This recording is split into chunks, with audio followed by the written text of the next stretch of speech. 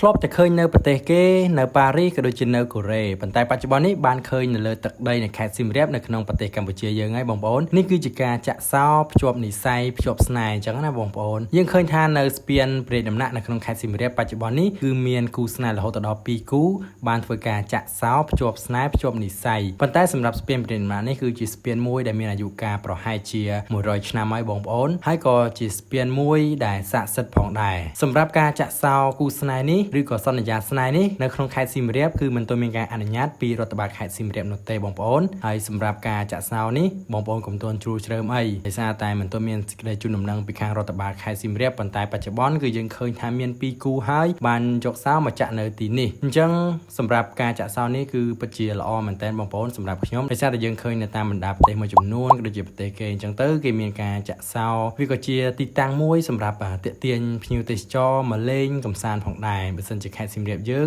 មានការចាក់សោភ្ជាប់និស្ស័យនៅទីតាំងណាមួយនៅក្នុងខេត្តសៀមរាបក៏ជាចំណុចល្អមួយនៅក្នុងការទាក់ទាញភ្ញៀវទេសចរផងដែរនេះខ្ញុំមិនទាន់ដឹងថាខាងរដ្ឋបាលខេត្តសៀមរាបគាត់នឹងអនុញ្ញាតឲ្យចាក់សោគូស្នេហ៍នេះនៅលើស្ពានព្រែកដំណាក់ឬក៏នៅទីតាំងណាមួយទេអញ្ចឹងយើងចាំមើលបន្តទៀតប៉ុន្តែអ្វីដែលខ្ញុំចង់បង្ហាញនៅក្នុងវីដេអូនេះគឺទីតាំងដែលគេបានចាក់សោរួចហើយនិងទស្សនវិជ្ជានៅលើស្ពានព្រែកដំណាក់គឺថាស្រស់ស្អាតមែនទែនបងប្អូនហើយសម្រាប់បងប្អូនដែលគម្រោងចាក់សោគូស្នេហ៍ភ្ជាប់និស្ស័យហ្នឹងកុំទាន់អើអីបងប្អូនហើយសម្រាប់វីដេអូរបស់ខ្ញុំគឺមានតែប៉ុណ្្នឹងទេបងប្អូនជម្រាបលាជួបគ្នានៅវីដេអូក្រោយ